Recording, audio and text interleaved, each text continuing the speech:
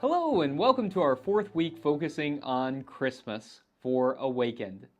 You've heard the birth narrative in the Gospel of Luke, where the Holy Family travels to Bethlehem for a census, and then Jesus is born and placed in a manger. You've heard the birth narrative in the Gospel of Matthew, where the Holy Family is visited by the Magi, and then they have to flee down to Egypt as refugees. But have you heard the birth narrative, where as Jesus is being born, he's almost devoured by a seven-headed red dragon? No? It's in there, I promise, but perhaps not surprisingly, it is not found in the Gospels. It's found in the ever-weird book of Revelation.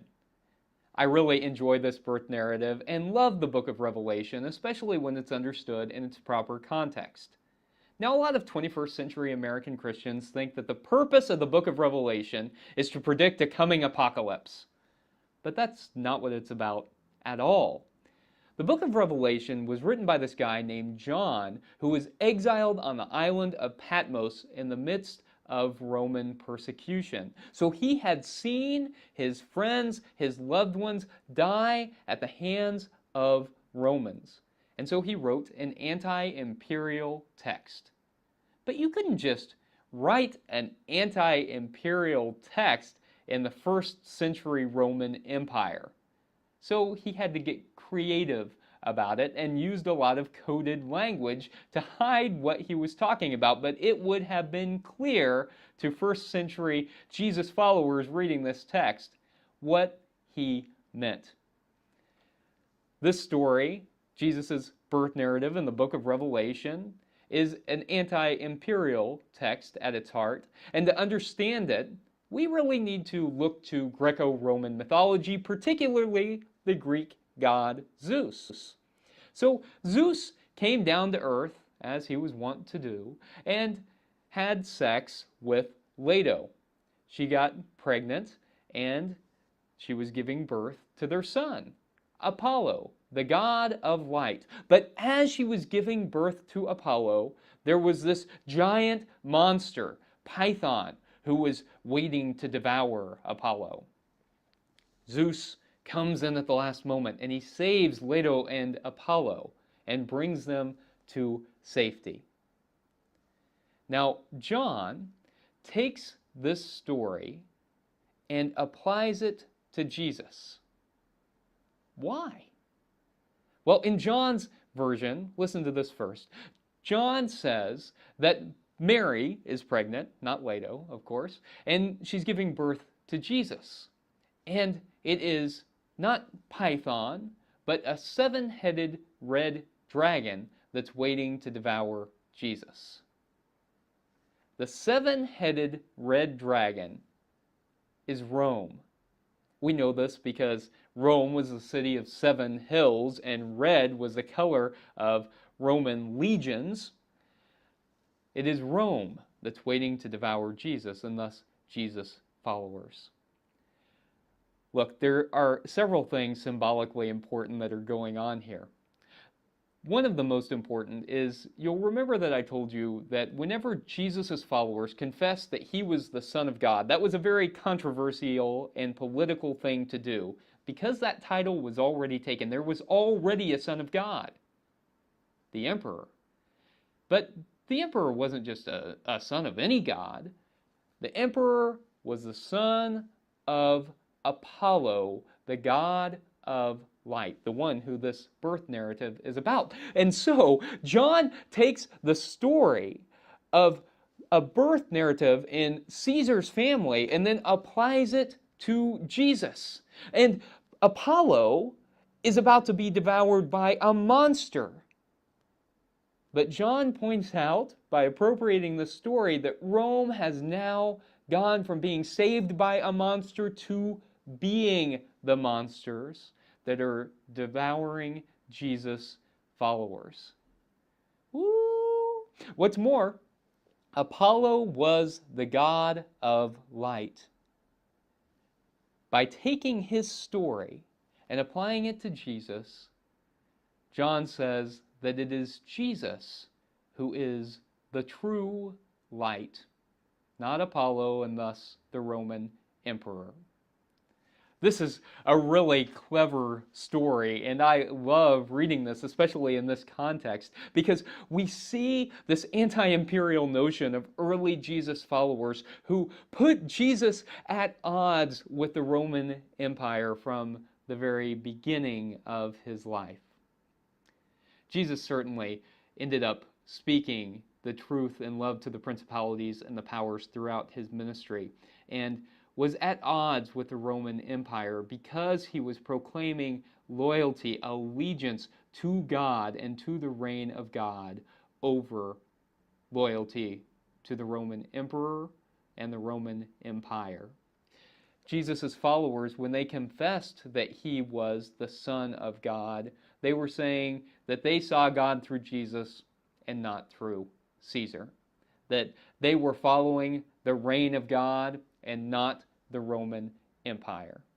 That the Roman Empire that achieved peace through conquest and violence was not a strategy that was compatible with the reign of God, because the reign of God achieved peace through the presence of love and justice.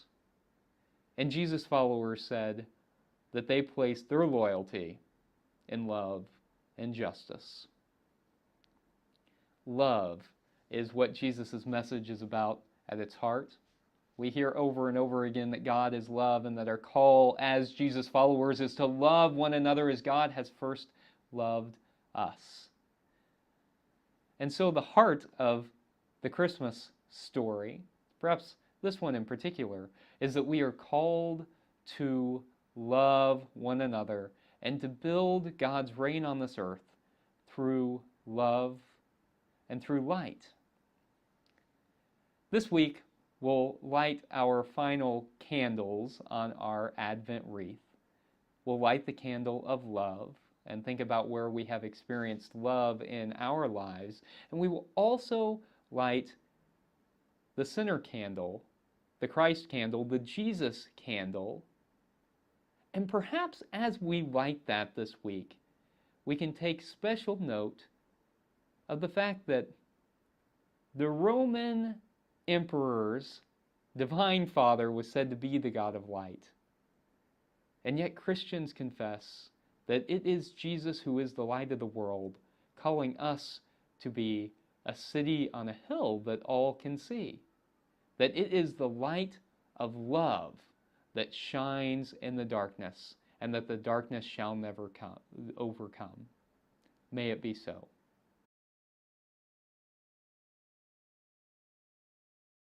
This week, we light the candle of love.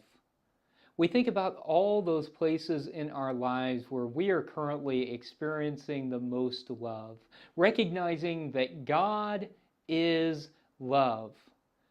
God is love, and where we see God in our lives is where we are experiencing love. We are also cognizant of those places in our life and in our world that deeply need love. May this world find the love that it desperately needs. I invite you, as you're turning to your Advent wreath, to light the last blue candle, the candle of love.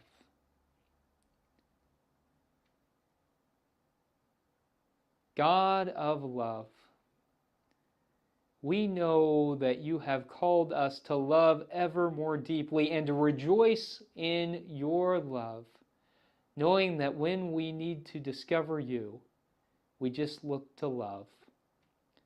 May that love rule our hearts and enliven our lives. May it be so. Amen.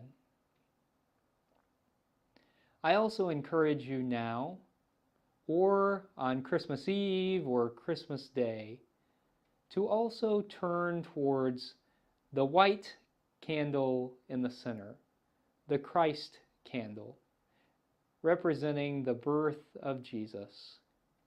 As we turn to this candle, we recognize that Jesus' teachings are a light for our lives. That Jesus' teachings teach us how to live and teach us how we can experience God in our lives. And so we give thanks as Jesus followers for his life, for the light that he is to us, and the encouragement he gives us to be a light of love and hope and peace and joy for all this world. We give deep thanks for the Prince of Peace, the one who taught us how to make this world a deeply compassionate, justice-filled place. May we work each day of our lives to help bring about the reign of God on this earth that Jesus talked about each day of his ministry, ever so passionately calling us to be a part of it. May it be so. Amen.